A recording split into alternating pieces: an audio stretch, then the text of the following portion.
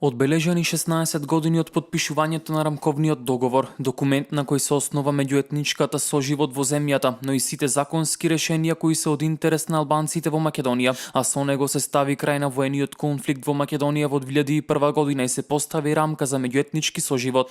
Првиот човек на законодавниот дом Талат Џафери на настанот кој го организираа заедно со вице-премиерот за спроведување на рамковниот договор и политички систем Хазби Лика, истакна дека Охридскиот рамковен договор и неговите принципи го представуваат единствениот начин со кој во нашата држава ќе се развие и унапред демократијата. За да биде ова реалност, потребни се политичари визионери со голема одговорност и цврста волја, кои ги сплотуваат, а не кои ги разединуваат своите сограѓани, порача претседателот на собранието во своето обраќање.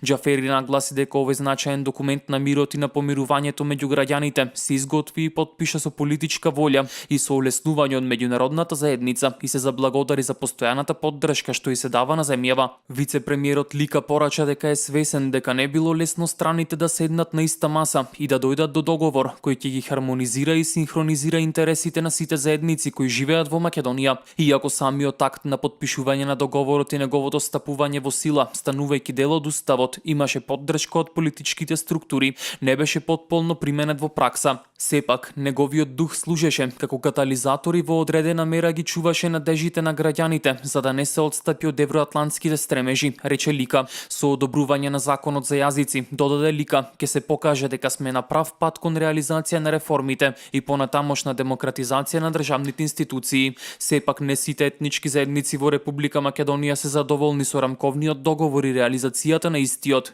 Во пресрет на 16 години од потпишувањето на Охридскиот рамковен договор, корисно е да се направи една кратка рецензија на изминатиот период од гледна точка на турската етничка заедница во Македонија, смета Енес Ибрахим, пратеник во Македонското собрание и генерален секретар на партијата за движење на турците.